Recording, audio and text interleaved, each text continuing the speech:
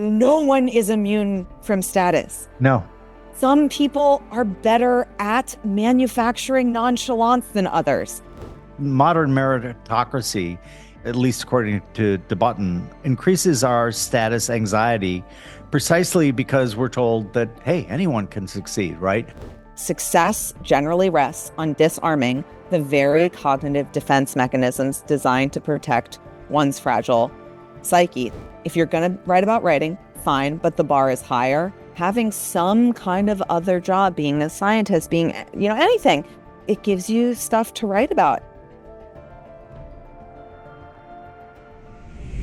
Well, hello, everybody. It's Jim O'Shaughnessy with another edition of Infinite Loops. I am so thrilled today to welcome Natasha Joukovsky, who has worked. You're such an interesting person. You've straddled two very different worlds. You worked for years in the art world, where you were at the Philadelphia Museum of Art and at the Metropolitan here in New York. Then you moved on to strategy consulting. Yeah. And in the few hours that you had available to you, you managed to publish a debut novel, The Portrait of a Mirror, in 2021. You also write nonfiction. My God, I'm feeling social anxiety already. And as art mirrors life, you also are the patent holder and inventor of a recursive estimation algorithm. Now you're speaking my language. Hard at work on a new novel. Natasha, welcome. Thank you so much for having me, Jim. I got to tell you, you're very, very impressive. Let's talk a bit about, before we get into your first book, how do you straddle these two very different worlds? And keeping in mind that, like, we're going to talk a lot about the unspoken game rules and all of that. They're very different in the art world and the world of consulting and commerce. You can do everything, just not at the same time. So, I mean, I never worked in consulting in the art world at the same time, right? I fully switched careers in, about 2014 after I finished business school. But then, with the novel stuff, with the other stuff, it's three words: leave of absence. I'm very fortunate to work for a company that is, large enough with diversity of folks trying to do a huge number of different things, that they have a really good program for leaves of absence. I've taken advantage of basically all of them at this point, I think. I did, you can do up to a year unprotected, which I did in 2016, bought, one-way tickets to Europe with my husband. And that's where I wrote the bulk of The Portrait of a Mirror. Of course, they have like maternity, paternity leave. I wrote a lot of the end of my first novel on maternity leave, with my son like sleeping right next to me. And I took a future leave, which is more like a sabbatical, a protected 3-month leave to write the bulk of my new book, which I can't talk about quite yet. I'm gonna tease a couple of, at least, they won't be spoilers, but maybe they'll be teasers. We can do yes, teasers, no spoilers. How about that? I'm hoping to be able to say more very soon. Yeah, I'm working on my first novel myself as well. Oh, what's your novel about? Oh my gosh! No. I can't even tease it because I'm sure that it is so interesting to me, though, having written 4 nonfiction books, right? That all focused on, investing, etc. Boy, fiction writing is a whole lot different. Do you think fiction's harder? Yes. I think fiction's so much harder. But do you also think it's more fun? Oh, absolutely. No question, right? Absolutely. It is much more fun, but it is much harder. And, it's just a wonderful experiment for me. But let's talk about your book. The characters in your book might fit very comfortably into the world of consulting or into the world of the art world. It's focused on warring desires. Which social norms do we transgress? Which do we adhere to? Why? Why do we do that? Mhm. And kind of what you infer as the illogical and bizarre American etiquette norms. Yeah, yeah. So essentially, you're following two well-off couples, and it seems to me the themes are recursion, innovation, mythology, and glamour. You So did your research. I did.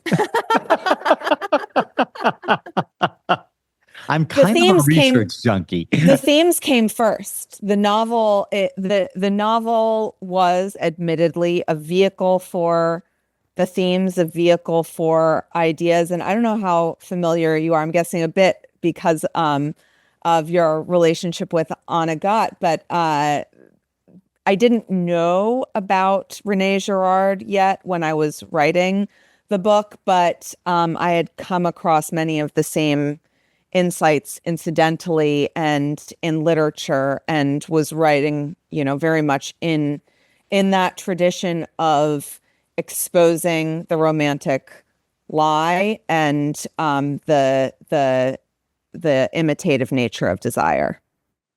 Yeah, the Girard, he was I knew a lot about Girard because I thought his work was very helpful in trying to understand auction markets. In fact, I did a thread on Twitter using the conceit of Titanic. Remember in Titanic where Rose is buying all of the artists who go on to become the Yeah. greatest masters, but at the time everyone thought it was just junk and Yeah. scribbling. And so I change it. The ship doesn't sink. She does marry the bad guy and sets up a salon in New York City. And then I talk about mimetic desire of all the couples joining this glamorous Mm-hmm. couple. And Mm-hmm. maybe that's how the art got very, very important. I find it really interesting that you started with the themes. I'm kind of doing the same thing with mine. Yeah. Art mirrors life. But, in the real world, you have a patent on a recursive estimation algorithm, which Mm-hmm. to me kind of lives at the higher end of quant probability modeling, right? And yet in your book, you've turned recursion into a literary engine of doubt and self-reflection. Talk about that a little bit. Well, I mean, we were chatting a bit before we started recording about Douglas R. Hofstadter's Gödel Escher Bach, and the recursive nature of, I want to say, reality writ large, on so many different levels is a pattern that just emerged to me in many different areas. I mean, I think I knew I was interested in it before I would have known to call it recursion. And, probably since college and the exposure to it in the Narcissus myth, of Ovid's, and, the stories within the stories, that you have the kind of the frame and the structural layer. You have all of the reflections of reflections of reflections in, the layers of the art to within the story of Narcissus looking at himself, but then Echo being an echo of Narcissus, and the visual and auditory thing, all, operating at all of these different levels, but the same sorts of isometric patterns, right? And I would say that I don't think I draw the hard lines between literary and quantitative that a lot of people do. I think that, the patterns emerge in both in similar ways to me and mutually reinforce each other. I always kind of joke that the studying Ulysses was more instrumental in a good consulting education than business school was, even, right? Like, they're looking at and trying to figure out how unstructured data is composed and patterned is I mean, I'm sure you deal with it all the time in, your businesses, and, when you're thinking about investing in something like, whether the folks are tapped into kind of um these fundamental, yeah, recursive patterns. Yeah, I have been absolutely fascinated by them for a long time. And I think that you're right. You see them in literature a lot. Once you're exposed to it, right? It's like the reticular activating system, right? And I did an experiments on it once. It's like you don't see things unless you've planted an instruction to see them, right? And I was kind of reading that, and I'm like, I think that's kind of bullshit. And so it gave an exercise, and it said, think of something you don't see very often, and write it down, and then for one day, see how many of them you see, right? And so I thought, well, I don't see very many really green cars. I see a lot of black cars, a lot of white cars, a lot of blue cars, but I very rarely see a green car. And so I wrote down green cars. And then it asked me, estimate how many you think you will see over the next 24 hours. And my estimate, I think, was 5. You know how many I saw? 15. 43. Oh my God. Well, I mean, the recursion, is like that to if you're seeing 43 rather than 5 green cars, I mean, recursion is just, you can't not see it everywhere in everything. It becomes like and it is, I mean, the pattern of life, the fractals that you see in coastlines and even tree branches. I can't look, behind me anywhere without seeing it truly everywhere. And I think that one of the great things that, Gödel Escherbach does is show these isomorphisms so explicitly in such different realms. The realm that I think he really forgets or doesn't do justice to is the literary realm, because if you look at Gödel, he's what, like 19, what, 30s, Yeah, 10s, early 20th century. early 20th century. Escher's mid-century, Bach is 18th century, but Ovid is in the first century AD. And not only do you see like Escherian, Bachian, Gödelian patterns in the Metamorphosis in particular, but you like have the multiple layers of reflection about those patterns themselves. I mean, the story of Narcissus is a story of those patterns. The story of Pygmalion is a story of those patterns. The story of Medusa is a story of those patterns. There's more. There's so many.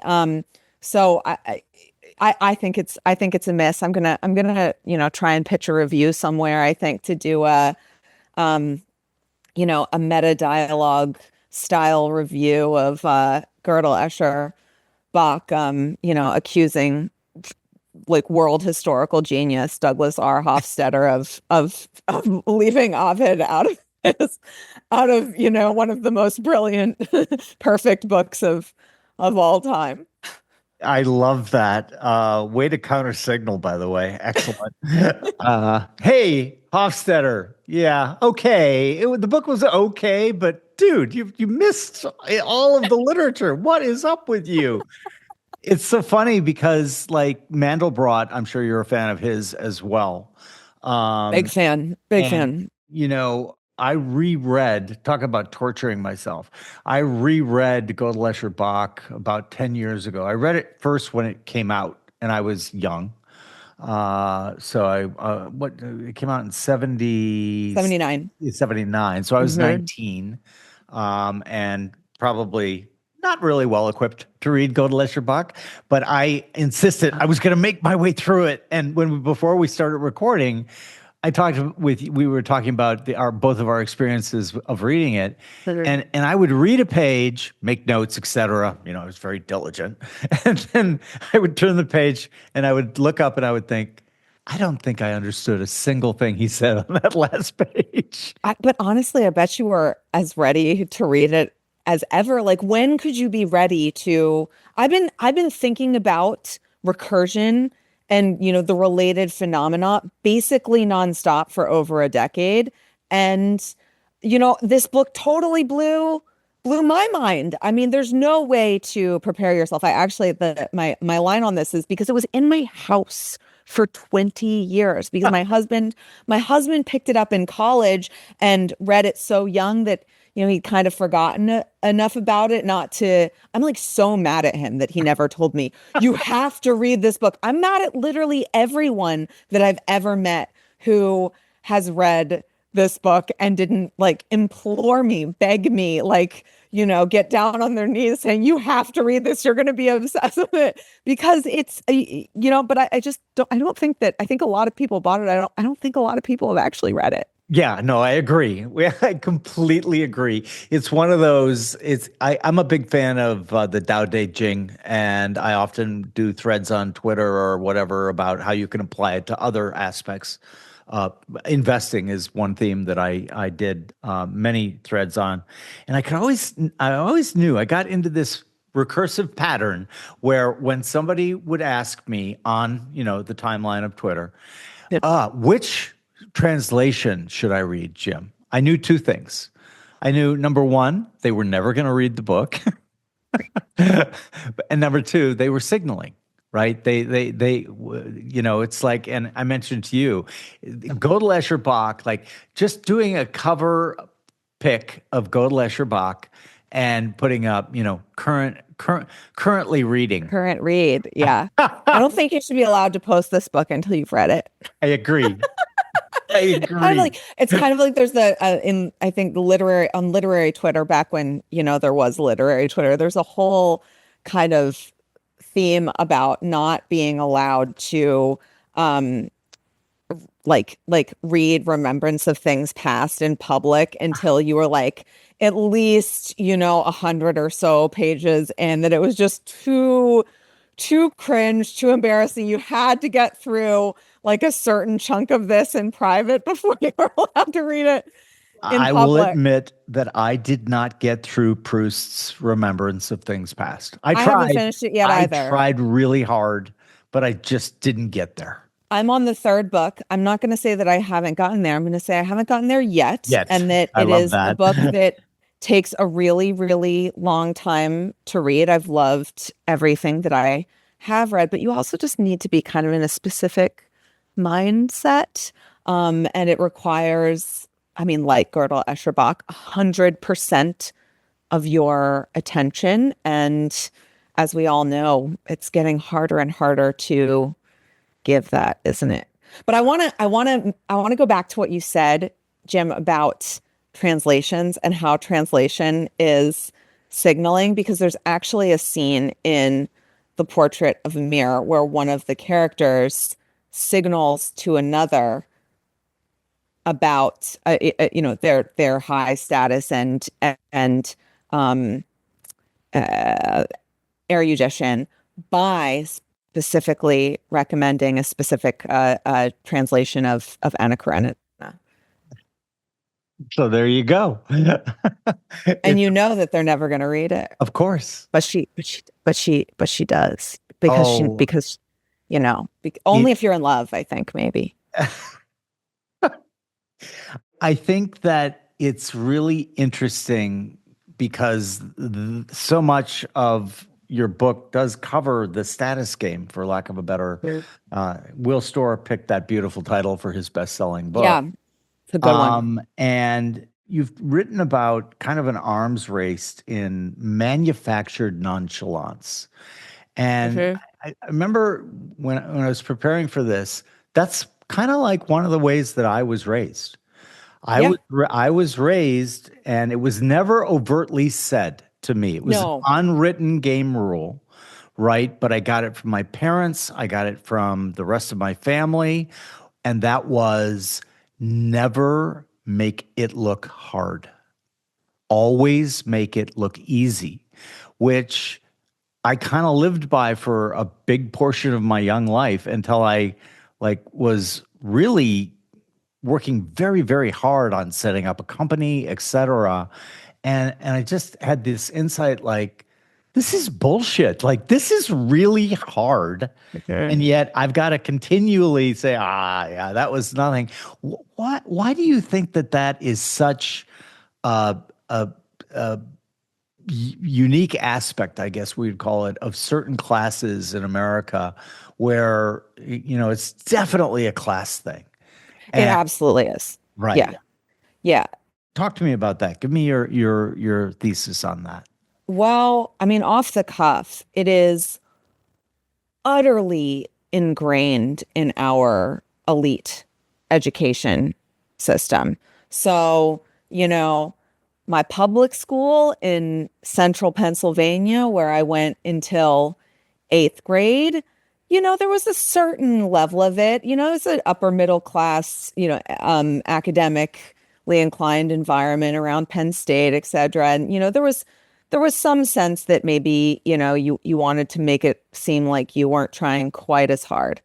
But when I went then to boarding school in Connecticut, different world. The level of the delta between the amount of effort and like the effort to shield effort is part of what you are literally learning there because it is such a class signifier and what classes ultimately function to do is self-perpetuate, right? It's the success is succession, as my friend Erica Robles Anderson, a professor at NYU, would say, right? And that manufactured nonchalance is how you show that you are part of the club. And specifically, it's not manufactured nonchalance. It's trying to make it as genuine seeming as possible. And really,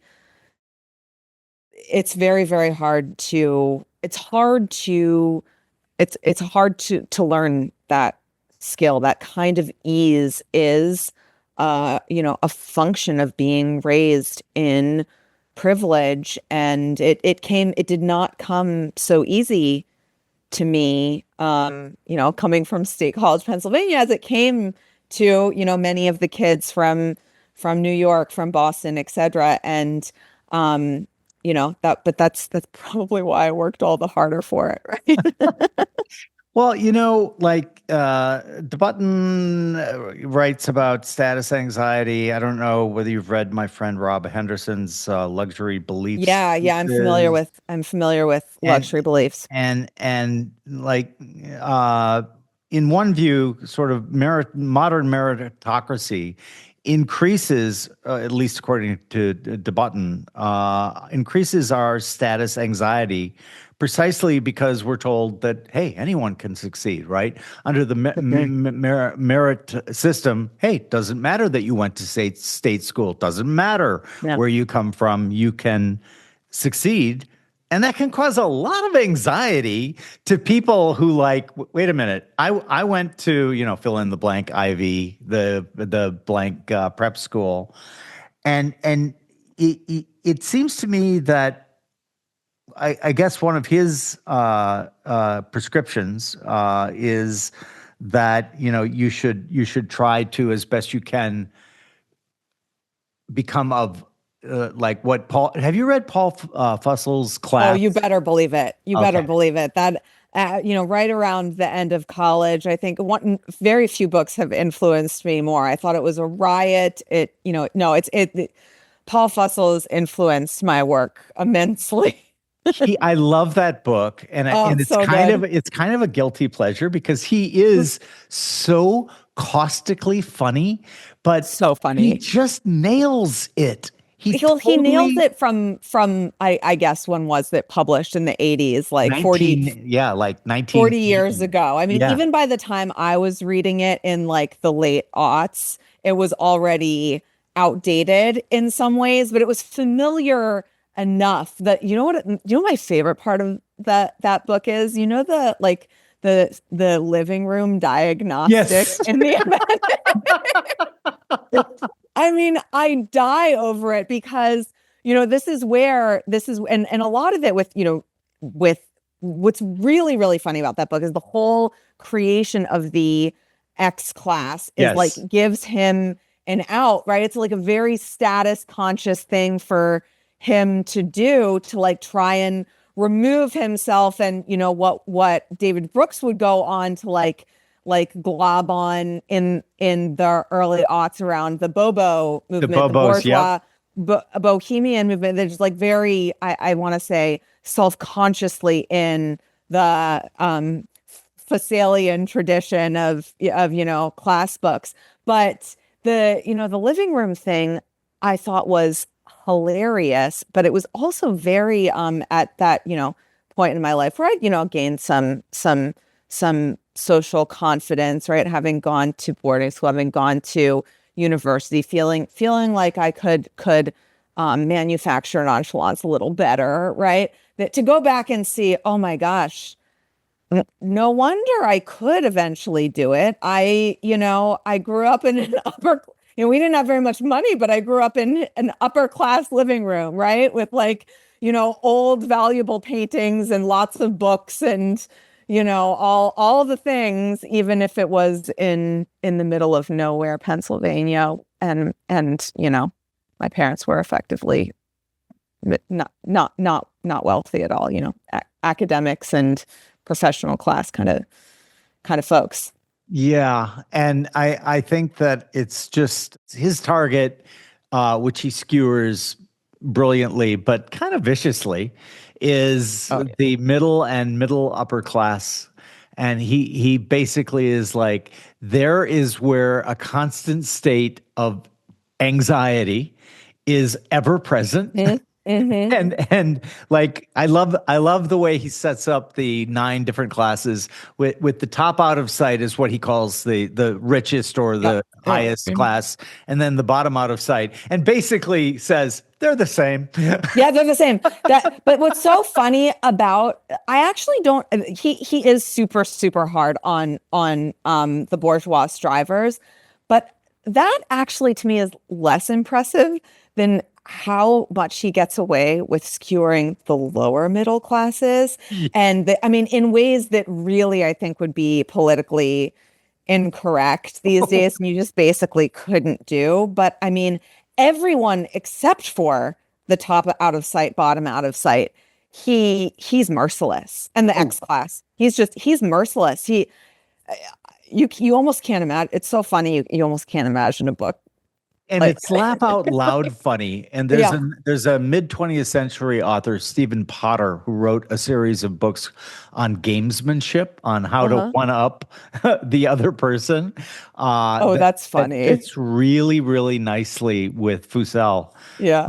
But the you're right about the way he skewers the lower class, like he prol gap in the suit. The prole, the kitsch, like all of like the little, what are those little dolls? I like don't even know what No, they're called. gnomes, I think. Gnomes, Yeah, gnomes, gnomes. yeah, the garden gnomes, and like all of the kitschy stuff, like unicorns and stuff. I don't know. I think I don't even know what it is because that actually was like the least relatable Right. part of it. I mean, it was hilariously funny, but I think that, those trends maybe turn over faster and, and they just weren't as many of them were gone by the time I Totally. was reading the book. Yeah. Whenever Um, I recommend it, I always say, now you got to understand this is a very old book and a lot of things are not going to resonate with you because we don't have them anymore.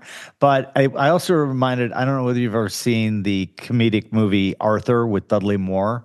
I haven't. He plays this super rich, complete malcontent. Great sense of humor, but he's a drunk. He doesn't do anything, etc. And so his family does an intervention on him to get him to stop drinking. And he goes to like AA, and they're Mhm. all in their little circle. And somebody he's talking very much like the top out of sight member that he is.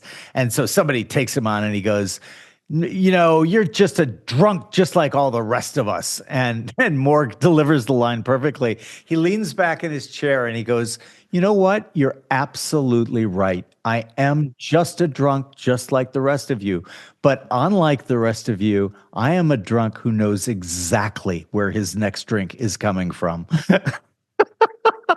You think about this a lot, though. I mean, we laugh, but it's true. Like alcoholism is seen very differently by social class, and it is judged so much more harshly when you actually don't have the resources to support it. And early in life, it can get like almost glorified as, oh, he's a party boy. She's so much fun. You're only fun and like a party boy if you have the means to sustain your addiction. So yeah, no, it is. It's there's so many. It's That's just one example, right? There's so many examples where the exact same behavior reads not just more or less offensively, but like antithetically Yeah. based on your social class. In many ways, at a certain point, you can, like the Olsen twins. Top. You want to talk about top out of sight, and bottom out of sight. By the way, absolutely still exists. The look at the Olsen twins with their, and it doesn't matter. They can dress. Oftentimes they're very elegant, but sometimes they can look just like crazy homeless bag ladies. And it's $150,000 bag that they're carrying, but nobody, if somebody else was wearing that same thing, I don't know.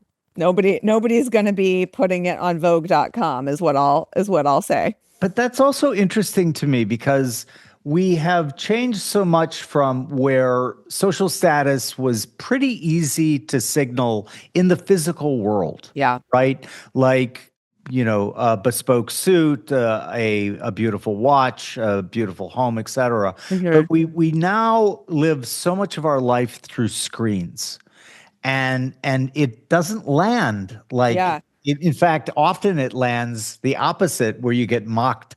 Like if you're putting up, just like the person who puts up the picture of Godel Bach, right? Yes. Yeah. Yeah. The people who are kind of really switched on just chuckle, right? And so you've got this disconnect between the person striving, like, oh, I want to show the world that I can read Godel Bach, or I can do this particular thing, and then it backfires. And what do you think about that? What Oh, I Veblen, have a whole theory on it. I would love Like, to hear it because yeah, no, Veblen goods like aren't the thing anymore. damn it, Jim, you beat me to it with Veblen. I did an addendum to Veblen a couple of years ago, the theory of the leisure class on Instagram. And the like central nature of my, I guess, evolution is that his theory basically holds in terms of all of the phenomena, pecuniary emulation, conspicuous consumption, et cetera, but that the mediation of screens and particularly image-based social platforms has it skew very differently. And we can actually chart starting in 2012, like the evolution of Veblenite behaviors, for lack of a better word. And in 2012, there wasn't yet that much difference. It was really just like pictures of the bespoke suit and Right. the vacation and whatever. It evolves over time because, and this is where the what I call it is egoic bifurcation. Mm. And this is where your online ego fundamentally separates from your embodied physical world ego. And we get the phenomena that we see now and that you see in what was that like? There was that HBO documentary, like Fake Famous, or Yeah, what was yeah, it? yeah. I know And it, which one you're talking so about. that's like the perfect example of egoic bifurcation because you have people working to pretend they are at leisure, which is, of course, the antithesis of leisure and is actually miserable to do. And, so they're like, lying on some uncomfortable thing where just in the circumscribed shot does it look like, they're relaxing at a spa or something. And then they're like literally lying in a parking lot. And this phenomenon of egoic bifurcation is just getting worse and worse and worse. And if anything, I think that is definitely tied to mental health problems and challenges that we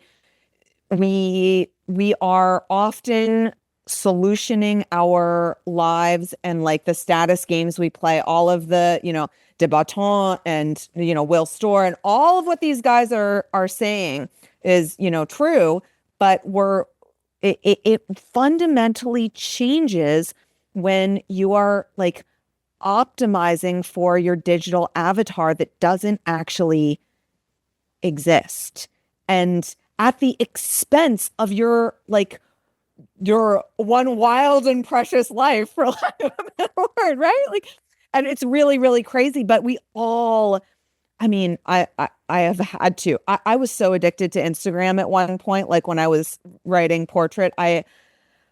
It's really, really, it's really hard not to do it. You can be extremely sophisticated in thinking about these things and still get sucked into, the whole process because it's Moorish and it's such an effective, status mechanism for as it gets easier to fake status, it status itself changes and the signifiers itself change and evolve away from the ease of communicating status itself. This is where you get things like the phenomenon that I kind of end with in my post Veblen piece, where you see a lot of what I call conspicuous crap, like the ultimate flex online, at least, and maybe I think it's maybe changing, but a few years ago anyway, was like Timothy Chalamet posting a picture of his sneaker with a cup of noodles. Like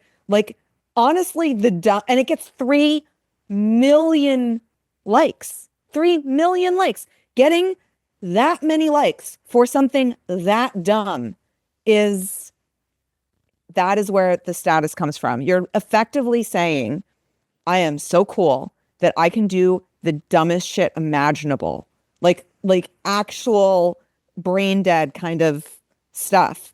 And you're just gonna eat it up. And I think part of that is because at its core, status is associated with scarcity. Okay. And the problem is we're moving towards more and more abundance, at least of material goods. And so people are kind of at sixes and sevens for how to counter signal like Timothy did with his ratty sneaker and whatnot. But thinking back to that emergence, I was not an Instagram guy for a long time until my wife is a street photographer and she Ooh, has cool. a different picture every day on her Instagram account. And so she was like, hey, it'd be nice if you followed me and I like, okay, I'm not an Instagram guy, but I will. And so I started on Instagram, and we have a friend, Joel Meyerowitz, who is kind of the granddaddy of street photography. Mm. And we were together at dinner, and he turned to me and he said, Jim, I have to tell you, your Instagram account is my absolute favorite. And you I should need to check out your Instagram you, account. I you, only do it on my desktop. That's my secret, but you should have seen my I'll wife's look at face it. though, Oh, she would have been because mad. Yeah. she looked at him and she goes, but Joel, Jim just posts random shit like all day long. That and the grandchildren. That's what Jim posts. And Joel looks at her and he goes, "That is precisely why I love it." It's and then we got into a conversation about authenticity, right? And how do you fake authenticity? Groucho Marx had that great line: If you can fake, authenticity, you've got it made." I'm butchering it. He said something else, but being a good guy or whatever. If you can fake those, you've got it made. Okay. But Oscar Wilde has an even better one on this, which is naturalism being just to be natural is just a pose, and the most irritating one I know. I love Wilde. And another classic example, he would have killed it on Twitter. He would have just killed it. He would have killed it everywhere. My God, I don't think there's any age where he wouldn't have been a celebrity. He would have been amazing on reality TV. Can you even imagine? Oh, I mean, amazing. Just because I love his work and him. But the idea of the flipping, if you will, from the person lying at leisure and they're really lying on a sidewalk. I remember learning about people who would rent private planes for like 10-minute allotments. I read that too. So they could have their picture taken on it. And you know what? I actually read that it wasn't just private planes, that somebody actually set up like a fake private plane Potemkin that looks like a private plane for people to rent out and take their picture, which is crazy. There are also all those hacks about like using a toilet seat to look like you're flying, and these things are, you can't make it up. It's so crazy. And then you catch in little ways, not anything that egregious or anything, but in little ways, I catch myself doing it. And, I catch myself falling for it and like having to tell myself, wait a minute, that's not real. It's all of it. All of it is the highlight reel. Even your grandkids, you're posting the best picture of your grandkids. Presumably it's not the one where they're like, like that. Maybe it is. And maybe, and maybe when you do that, again, these things go in cycles because I'm going to amend what you said about scarcity, and we're getting dangerously close to my new book, so I'm going to have to be careful, but I told you I was going to sneak it in. It's not scarcity, it's rarity. Scarcity is lack of necessities. You have a scarcity of water. There's never a scarcity of diamonds. Nobody needs a diamond. You can only have scarce resources that are needs as opposed to wants. And it's rarity, not scarcity, that I think really, really drives a lot of status games and recursive cycles around what becomes cool and uncool, and that accelerating sense of cycles as it becomes harder and harder to gatekeep signifiers, and so they have to shift faster and faster in order for everybody to show they're rich and cool. And yet it also bleeds downward, right? You had the piece on Atlantis, the hellhole that I absolutely despise in the Bahamas. Oh my God. So you've been there too? I've been there very reluctantly and against my will because of the duty to the children that my wife used to get me there. But the moment I got there, I looked at her and I went, I hate cruise ships too. Oh, I've never been on like a big cruise ship. I've never been on one of the big ones, but I just hate them just looking at them. And I get to Atlantis and they clap that little wristband on you. Oh God, I know the colored wristband. And literally I looked at my wife and I said, you have brought me to a cruise ship on land. I hate you. Did you? I died with some of the theming, like where the Trojan horse is like on top of the child. I mean, I cannot deal with that place. At the same time, Jim, I like my husband was like, we're like, we got to practice like taking our, I think he was 4 or 5 at the time. And we were about to go on some big trips like Yeah. Japan and Scandinavia. And he's like, this is going to be like our trial run to start, traveling and being people again and, all that stuff. And I was like, okay. And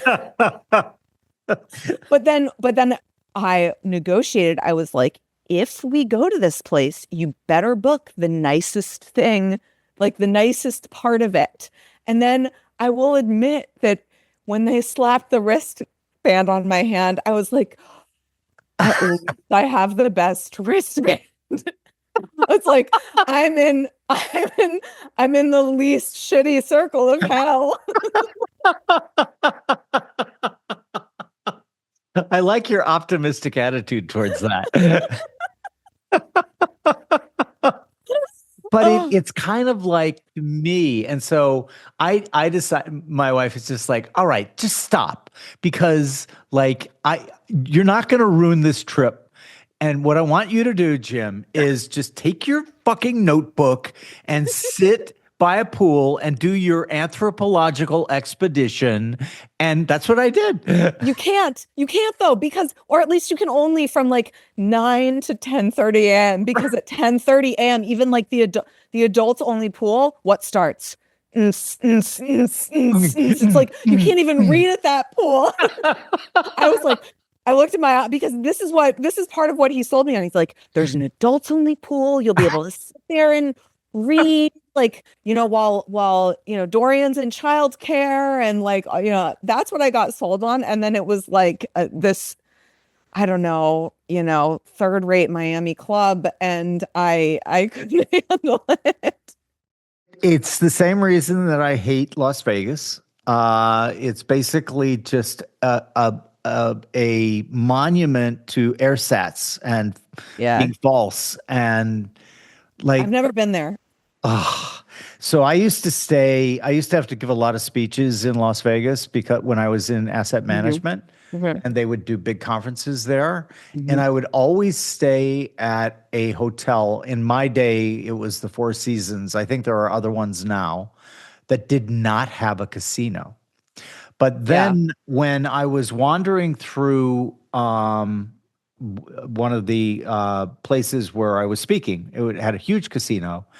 And I recommend it, actually, because if you want to see a perfectly tuned Potemkin village of like persuasion, go onto the floor of a casino. You will notice there are no clocks. They take time yeah, away. yeah.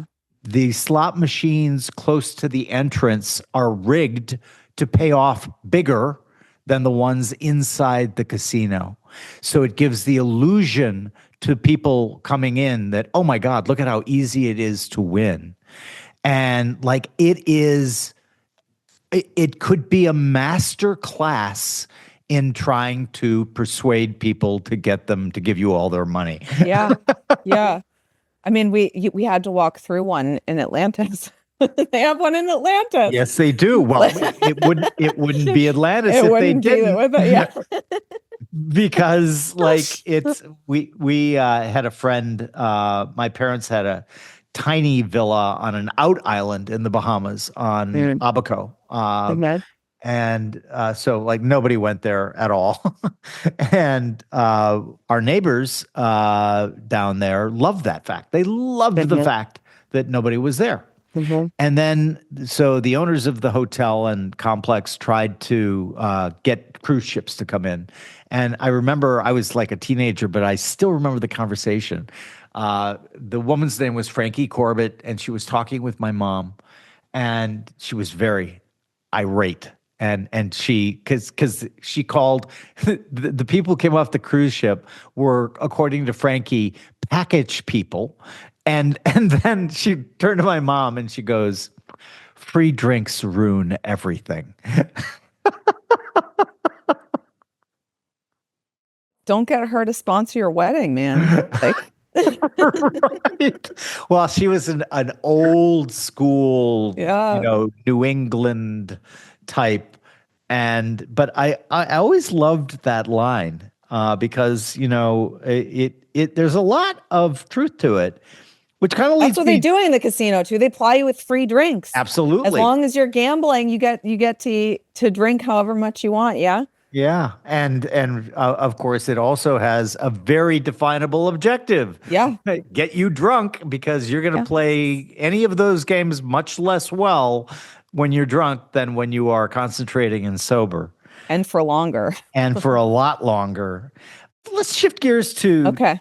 choice plot versus no Oh, choice plot. yeah. One of my favorites. Okay. Let's talk a bit about that and bring in, like, are the streaming algos that we now face today flattening out the various literary forms in a manner that we could talk about first off, tell our listeners and viewers Mm. what you mean by choice plot versus no Yeah. choice plot.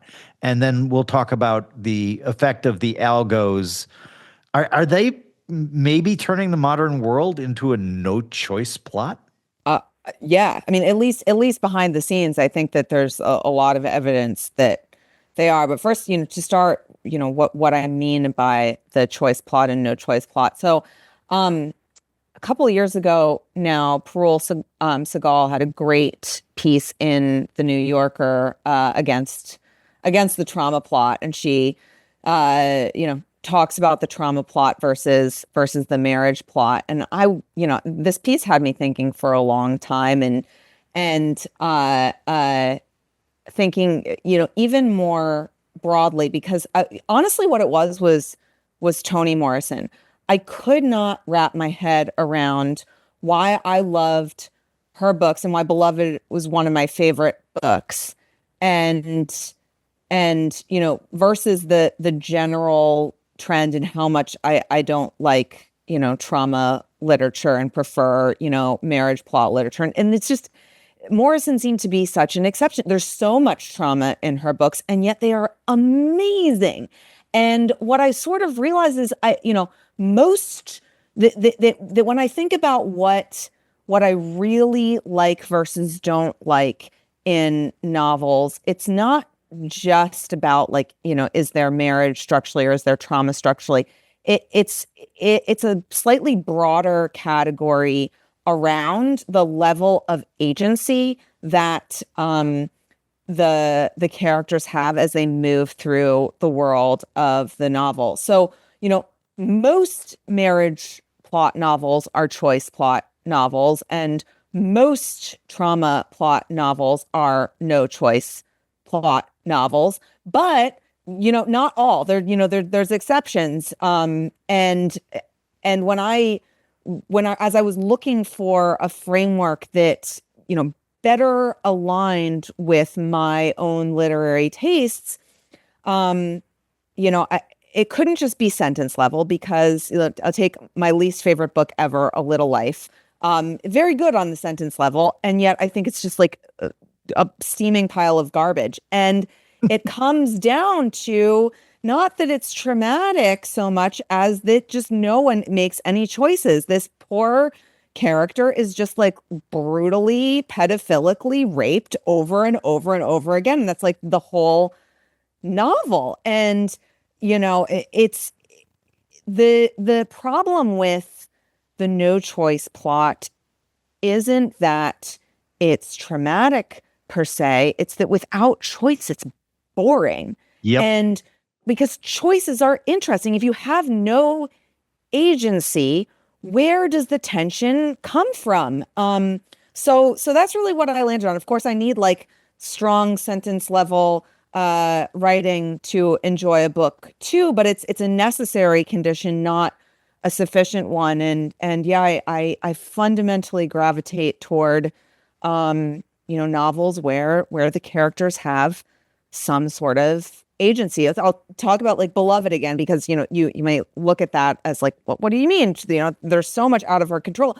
Yeah, but the novel hinges around the last choice, the last most difficult choice that that Seth has, and it's heart-wrenching because she has to make it, because only she can make this choice, and she does, and thus she has no one to blame as Beloved comes back and all these things happen, but herself, and it's tied to her own, the one voluntary action she had left. Mm.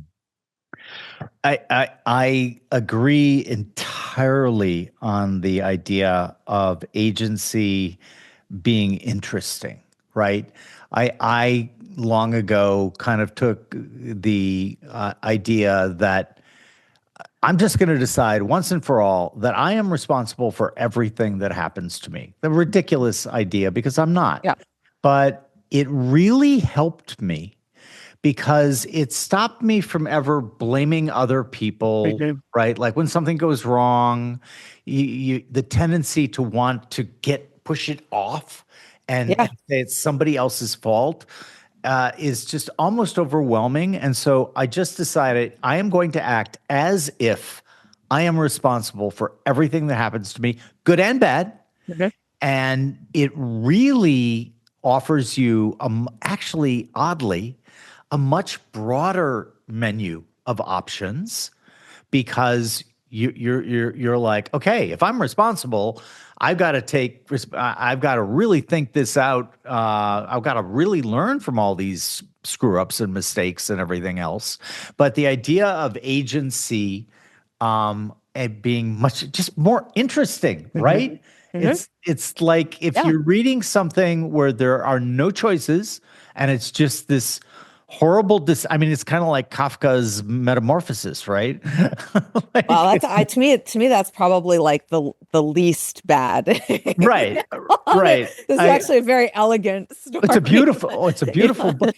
By the way, it might be apocryphal, but I don't think it is. I think it's been verified through letters and everything. Do you know that he wanted to have his friend burn everything he wrote? Yeah, I've heard that. I have heard that. And oh my God, I also thank God that friend had an agency and didn't do it. Yeah, but I also think it's the kind of thing that you don't say to someone if you really want them to do it. If you want your stuff burned, you burn it. You don't tell somebody else to do it. That's part of that is like the status posturing, I think. That's a great point. That's a really great point. So it's like wink, wink, nudge, nudge. Yeah. Burn my stuff. Burn it. No, don't. And then the guy goes to get the matches in the next like, scene. No. Yeah. You kind of serious. I wasn't serious. You're crazy. But what advice would you give to like an aspiring novelist who, to paraphrase Eliot, has, in the love song of Poof Rock, I shall come back and tell you all. I shall tell you all. And then he ends it with the woman saying, that's not what I meant at all. Yeah. Right? What tip would you give somebody who is, really trying to serve beauty and truth, but has something that they want to convey, has some moral conviction that they want to convey? Is it possible? I actually don't know, because I was really interested in what you said about always taking like almost having the forced misconception that you are in control of everything, and almost total illusion, giving yourself. Yeah, no, I know, but it can be a helpful one. I guess I would amend it that on negative things, like on things that damage our egos, we are like psychologically hardwired to try and blame everybody else. Yep. So I think that my technique is probably a little bit different than yours, in that I do the exact same thing on, stuff that's unflattering to me. On the unflattering stuff, I try very hard to like actively counteract that bias and overtake, because I know that I'm going to like give myself an out, think that actually, no, you have more to do with that than you'd probably like to admit. But on the other side, I actually do the opposite, because we're psychologically hardwired to think that everything that we do well and every success is, due to our greatness rather than any sort of luck. So on that side, I actually tend to attribute Oh, things more yeah, to luck. I should addend my statement Okay. because I do that as well. Yeah. Yeah. Whenever it's like Harry Truman, if you don't mind who gets the credit, it's amazing what you can accomplish. Really. It And really is. and again, my one of my favorite thinkers, Lao Tzu, talks about the best rulers being those where the people don't believe they have a ruler at all, where the people say we did it ourselves. Yeah. And he puts as the worst ruler the one who rules through fear and intimidation. And then the next is the one who takes credit for everything. And then the next is one who tries to be loved. But then the best ruler, the absolute best ruler, is that which makes the people think, no, we did that ourselves. We didn't do any of that. So yeah, I'll amend. Yes, I do. So I actually do kind of apply it the same way you do. I wonder if you do this, at your companies, but I am really, really big on self-organizing teams and kind of the really, really, at least on the product development side, like really flat, agile structures that allow for I think that structurally allow best for that sort of thinking to take hold. That is exactly how we organize everything at O'Shaughnessy Ventures. Yeah. It's a very, very I'm not flat structure. surprised. I Yeah. think It's and a I'm always trying to do that on, every one of my work teams. But to answer your question on like, what I would my advice to an aspiring novelist with this challenge is and I actually have a whole set of 10 of these things for that LitHub published a couple of years ago for, the aspiring aesthetic novelist, but it is number one on the list. Success generally rests on disarming the very cognitive defense mechanisms designed to protect one's fragile psyche. So the ones that we've already talked about are among them, but there are more too, right? Like our brains are self-protective devices, and ironically, you need to tear down your cognitive protection in order to, I think, access the type of truth that makes for really, really good art. The kind of art that when you encounter, at least in literary art in particular, where you encounter it and you think, oh my gosh, that's so true, and nobody wants to admit it, right? So much of the greatest literature is and mimetic desire.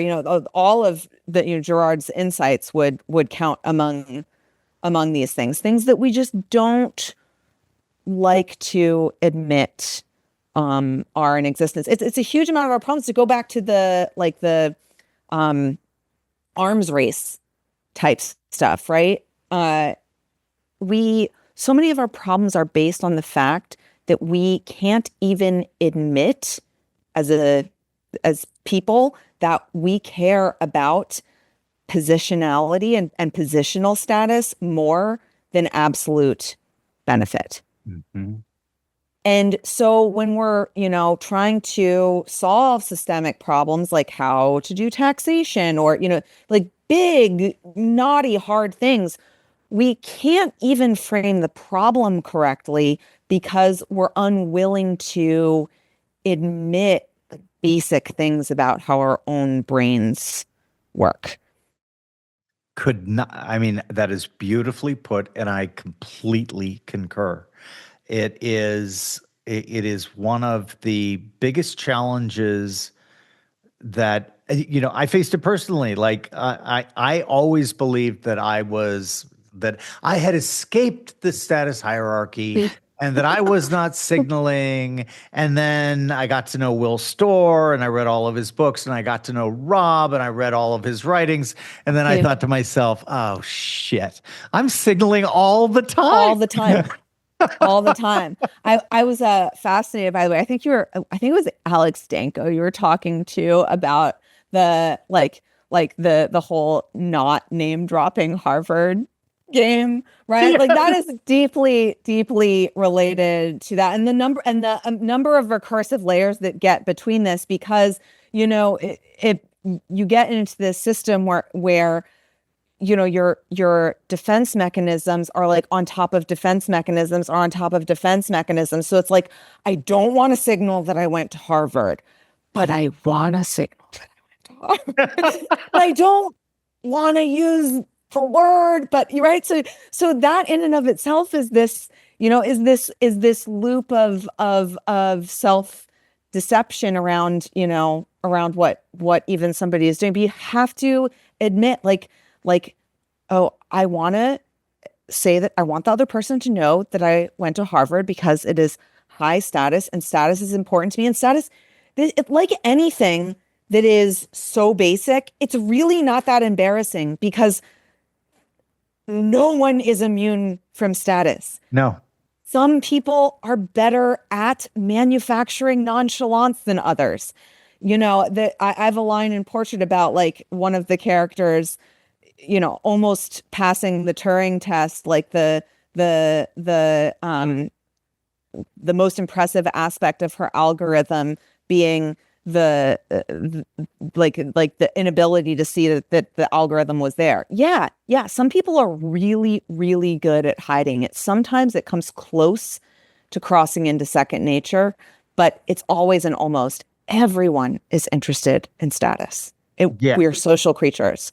We definitely are. And it was Will, talking with Will and reading all of his stuff, who finally convinced me. I'm like, okay, I surrender. You're right, Will. And the whole Harvard thing. Another thing that works really well on all of these misconceptions and misperceptions is humor, right? Oh, humor's the best. So I immediately thought, when you were talking about the Harvard, I really want to signal that I went to Harvard. I thought of the joke that was Texan who went to Harvard doesn't know which to mention first. Yeah, exactly.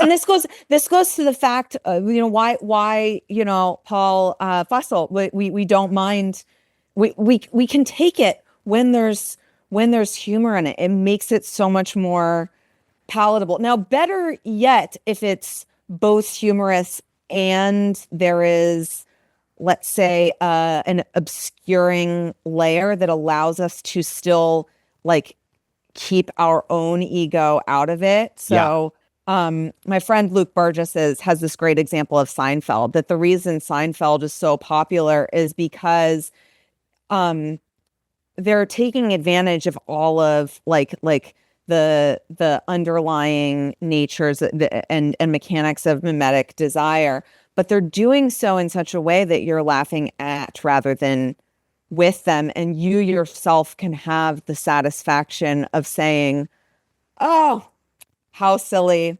That's a them problem. Yeah. Like, I've seen this in so many other people, but not me. Whereas, you get into some of the others, you get into Proust, for instance, and there it becomes much, much, much harder to divorce yourself from, the insights that you're seeing in Marcel. Yeah. And the other thing that ties into is something that I got worried about kind of mid 2014, 13, about what I was noticing, especially in younger people, was basically presenting things that they did not believe in as they did, right? So falsifying their preferences.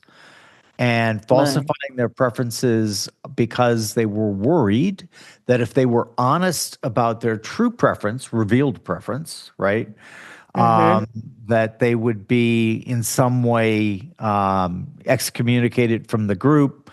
And, Todd Rose wrote a really good book about this called Collective Illusions, where it's like, if you believe that everybody believes, right, you're going to go along, even if everybody's just faking it, even if everyone doesn't believe that, and that can lead to some really bad outcomes. They have the academic psychological studies to prove this. All of those studies where, it turns out that the group is brought in, and to the one person who is a subject, it seems that all, five or six of the people are subjects. And then you have two lines, and you need to and the Yeah, yeah. publicly the five people have to say, are they the same length, different length, like which one is longer? And very often, I don't know, it's like 2/3 or 3/4 of the time, the one subject who's not in on the joke will join the group with the obviously empirically wrong answer. Yeah. And what I find interesting about that is it gets back to how do you determine if somebody is a high agency person? They're the Mm. person who, and low in agreeability if you're bringing the big five in, right? Yeah. It's like the whole mimetic Girardian idea. Um, I'm very interested in the person who throws the first stone.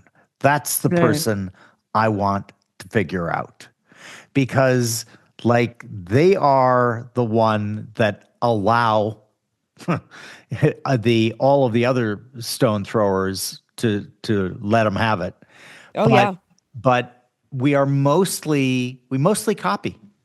And, it's like Robert Anton Wilson is another guy who's written extensively about this, kind of riffing on the idea of reality tunnels. And we all see the world very, very differently.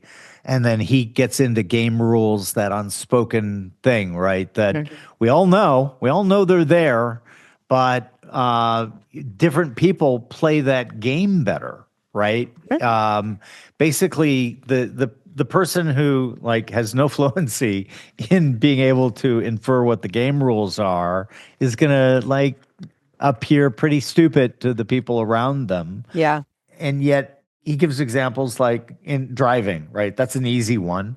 Obviously, there are official traffic rules, right? You stop at the red light, you give way on the yield and all, but there's a whole host of unwritten driving Hmm. rules, right? The letting Hmm. somebody come in, the thank you wave, all of that can cause huge road rage if you violate them. Office politics, being reasonable, all these things are separate reality tunnels kind of clashing. And then he has this great line where he says, what it does is it makes it very difficult for people to have actual substantive communication and conversation with one another. And the way he puts it is, if I'm a dog and I say woof to you and you're a cat and you go meow, we're both going to think the other one's a bit dumb. And we're Yeah. really not going to be able to, and we're going to make assumptions about them that simply are not true, simply because, a dog doesn't speak cat or a cat doesn't speak dog. What and I saw a lot of that in your work, kind of the game Hmm. rules. Oh, Uh, yeah. like one of your characters, I don't remember which one. I think it was Dale, Hmm. who your characters in certain parts of the book treat their romantic partners like college admissions, right? Oh, yeah. Dale is Vivian's backup, right? Yeah. Yeah. Yeah. and, and- Yeah. and it's like, Exactly. what's your backup here? And so let's get back to the differences because I'm fascinated by the fact that you live in two really different worlds. That's actually what I was going to relate it to. And this is relevant to the novel too, because I bring both of those worlds in. But one of the things that I'm really interested in, kind of industry to industry, is what the points are and how that changes between like in so many ways, business is way more simple because the dollars are the points. They're material. They're easily quantifiable. Yep. We all, have a shared understanding of what they mean. Money is a really successful cultural story that, it has been very successful. It's killed it over over history. And part of the reason is because it's so easy, because it's so clear. Um, so, that side of things is less interesting in many ways, just because it kind of to a certain extent is what it is. When you get into the prestige industries, which I experienced firsthand in the big museums, but also in publishing, it's really interesting because the dollars are no longer the points. The points are metaphysical. They are difficult to understand. They and oftentimes you need to be getting dollars from somewhere else even to play. So it's just they are two totally different games, two totally different games governed by different social rules that have varying amounts of respect for each other. One of the most interesting things that I found, which you may appreciate this, is that in my day job and consulting job, like my boss and my coworkers are way more interested and supportive of my literary career than I think, the publishing industry is. I think it's very much, looked down upon as like a kind of a sellout move. Like nobody, like a consultant, really, like nobody wants the consultant to, publish a book over, the people who have been have given their lives and sacrificed their material well-being to for this great work. But I'm going to be honest, I think that that like bourgeois comfort is highly conducive to literary art in particular, because of the amount of time it takes, the stability it requires, and the challenge of it. Meanwhile, so many writers fall into the trap, and this is actually one of my other tips, that if you're going to write about writing, fine, but the bar is higher. Like, you need to be better if you're going to be writing about writing, because it's much harder to be interesting. Having some kind of other job, being a scientist, being, anything, it gives you stuff to write about, and different games to compare between and contrast and, think about. So, I think operating in multiple worlds, in both like a materially and a metaphysically driven industry at once, has been very, very helpful, for me anyway, in thinking about the ideas that drive my fiction a lot of the time. Yeah. I agree. Many high achieving people kind of have portfolios of status games, if you will, Yeah, for right? sure. And that For just sure. and that many times causes envy, right? Because they're like, fuck you. You're this great consultant. You write great literary fiction. You're pretty. You're stable. You're all of these things, and then you can feel the envy rising, right? But I definitely think that you're onto something, because you're right. The trope of the artist is starving in a garret somewhere Yeah. doesn't really work, right? It worked. Okay, Van Gogh. He didn't have an easy life. He also was a visual artist, which is, Yes. again, the medium is, I say literary art specifically, Yeah, because no, I even know. within literary arts, though, like the starving artist archetype is a much better fit for poet than a novelist. Totally agree. You can Totally write agree. a beautiful poem in an afternoon, and being there for the inspiration in your garret. I don't necessarily think that poverty is particularly at odds with great poetry, and maybe it's even conducive to it, but good Lord. I mean, unless you're Jack Kerouac, and I know precious few people who actually, you know, write this way, where you're, just kind of stream and going and going very, very fast.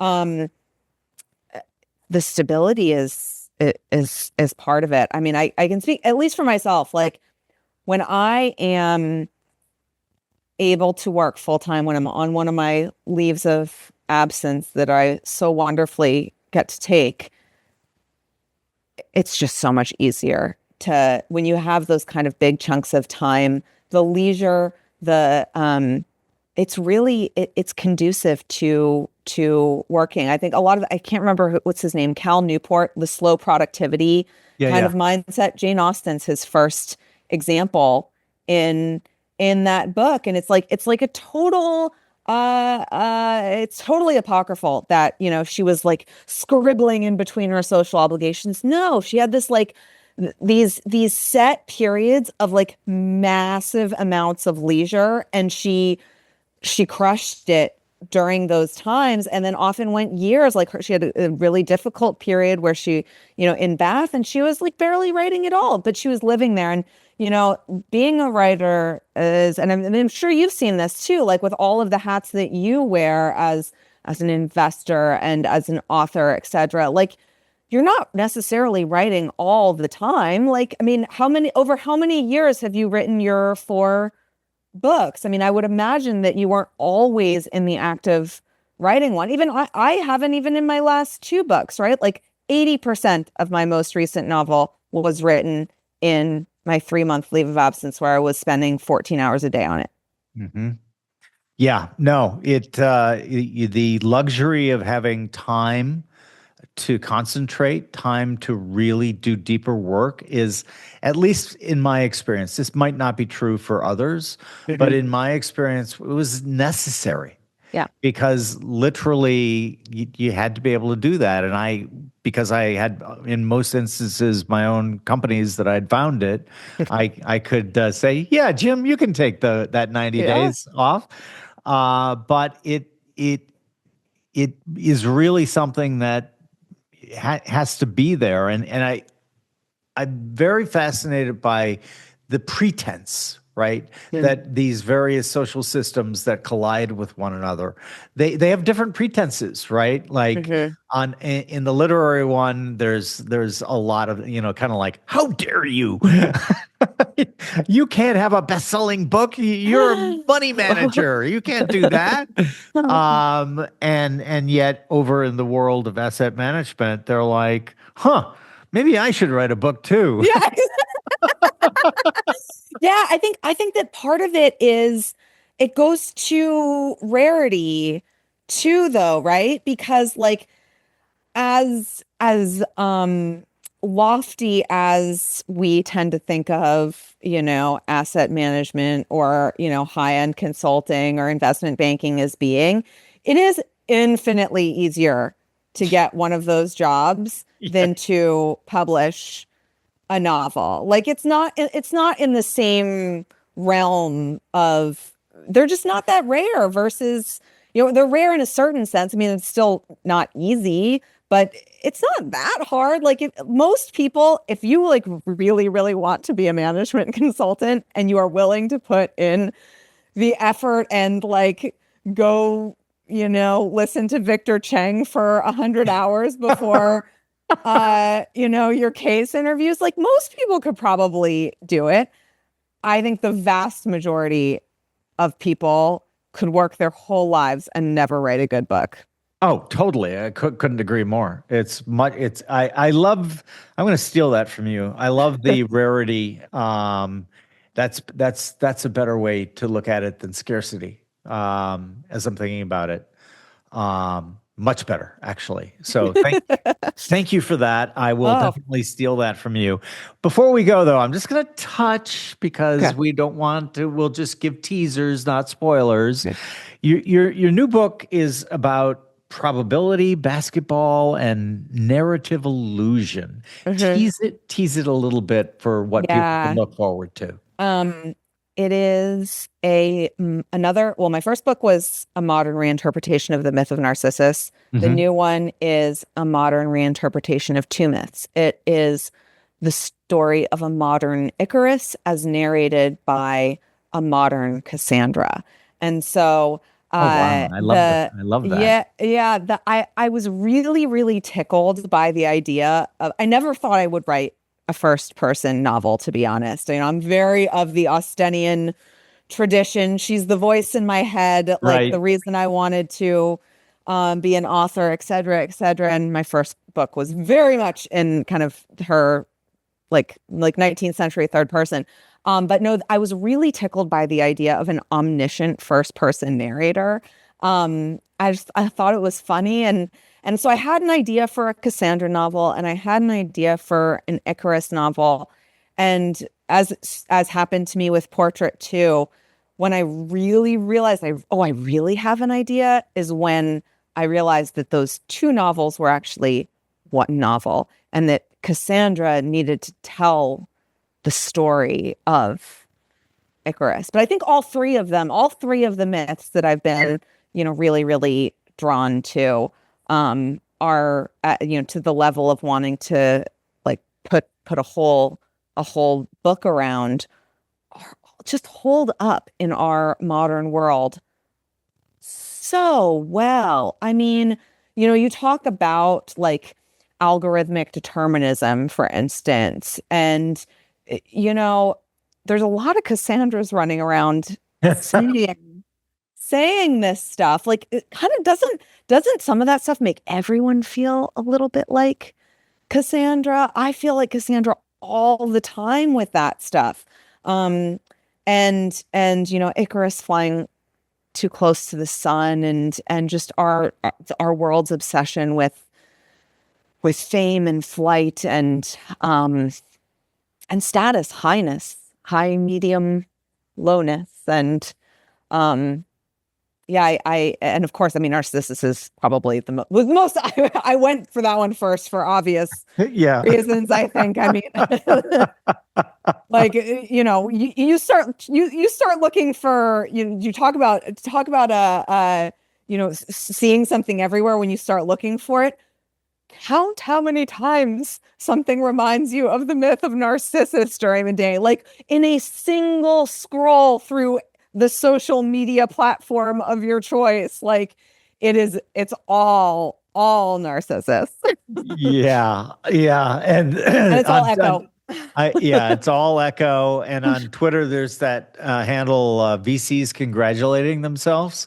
Oh gosh, I haven't heard. I'm not very Twitter savvy, so you've got to tell me. You should check it out. It's hysterical because it's kind of like the old Goldman Sachs elevator, which is just basically making tremendous fun of these people who are so tone deaf they don't understand that they're making Narcissus look modest by comparison.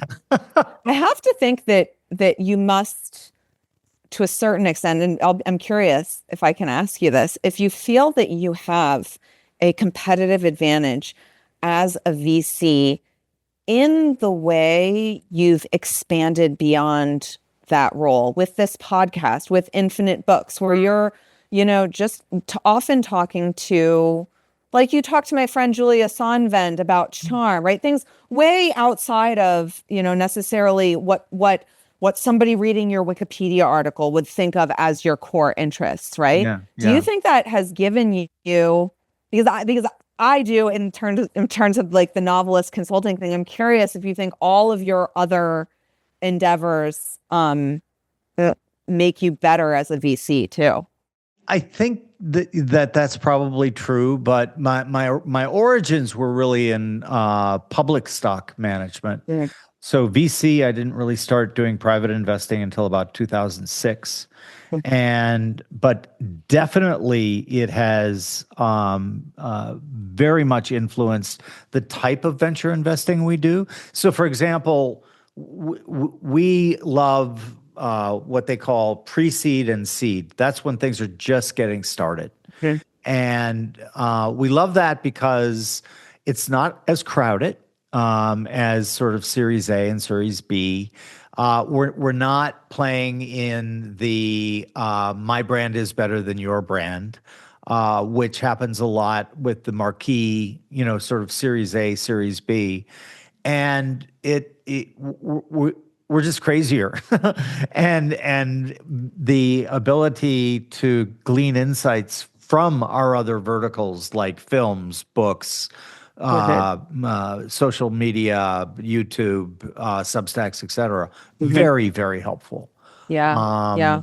But it also help me understand what I'm not good at. Sometimes it's Mm. really good to understand your own limitations. And Yes. like, I kind of suck at the Series A, Series B. I'm not built like that. I'm built much more for the, oh, wow, this guy, this woman over here, she's got a great idea. Let's give her some seed money and see if it plays out. We Yeah. can we enjoy it more. We have a lot more fun because we can actually help. And when it comes up to when the business model's been proved and every kind of thing like that, we're not going to really be of much help. You're So yeah, and definitely. you're avoiding the mimetic hype train Yes. where you get interested in something because other people are interested In fact, in it. one of the rules that we have across all our verticals Hmm. is we don't participate in auctions. Meaning like if there is an author for Infinite Books that we really love, but it's Hmm. got to be an auction environment, we'll wish them well. We'll support the book even when the other publisher Yeah. pays up for it, and so we'll continue to support the author. Hmm. But like if there's an auction, we don't play. Yeah. Same with VC, same with films, same everywhere Mm. because because of the mimetic nature Hmm. and because like I'm a fairly competitive person and It's and hard to avoid. it really is. And so I put rules in place to remind myself, hey, dummy, if you're gonna do that, you're gonna regret it, and you'll end up, not having as much fun. So yeah, we try to avoid and yet understand Mhm. the mimetic nature of many markets, Yeah. literary markets, financial markets, movie markets, like it plays in all of them. Oh yeah. Because it's human. Exactly. Well, and that's kind of like Will Storr's conclusion about status games, right? Whereas DeButton basically says, hey, no, be a bohemian or do the arts or philosophy. Will just says, you know what? We're human and we're never going to stop playing this game. So my response to Debatten on this is interesting too, because I think his position is interesting because, and I'm more sympathetic to some than others because I actually think that art, for instance, is a very good conduit at lessening the impact of, I guess, status anxiety around um, just in life, right? Because status anxiety isn't pleasant, and facing it head on and facing it in many of the conduits that Debaton recommends are actually helpful. It's that you can't fool yourself that those arenas themselves are devoid of the thing you're looking to escape. Like as if the art world isn't brimming with status games. Like where are the status like find me a more intense status game structure than the art You world. can't. You can't. Like or real, I mean what it is religion, right? Or philosophy. Like you think like big like brand name philosophers aren't competitive with each other for academic status and their chairs and accolades. Like dream on, it exists everywhere. So face it, realize that you can't escape it, realize no one else can either. It's not embarrassing, and do your best to keep it in perspective. Perfect segue to our final question. I have Oh, had okay. the most fun Oh, chatting with me you. too. Me too. We have Um, a heck of a lot in common. we I'd say. absolutely do. So our final question here plays a little game, and that game Mm, is we're going to make you Empress of the world, only for one love it. day. Yeah, of course. Who wouldn't, right? Hmm. But only for one day. And there's two things that we do have two rules. Okay. You can't kill anyone, and you can't put anyone in a re-education camp. But Yeah. what we're going to allow is we're Okay. going to hand you a magic microphone, and Hmm. you can say two things into it that will incept the entire population on planet Earth. Whatever their next morning is, they're going to take the two things that you've incepted and they're going to say, you know what? I so rarely act on things that are ideas to me, but I've just had two of the best ideas and I'm going to actually act on them. What two things are you going to incept into the world? Okay. The first one, read Jane Austen. Huh, All good six one. novels, all six of them. No better way to understand the world. And the second one's very selfish, which is read all of mine. Love that. You're gonna sell 8 billion Oh, copies I sure hope of so. your book. What a great inception point. Natasha, this has been so much fun. Thank you so much for coming on. And best of luck with the book that shall not be named, but Yeah, hopefully is coming out sometime within a year, maybe. let's sure hope. Thank you so much for having me. The pleasure was mine. What a treat. The treat and pleasure were mine.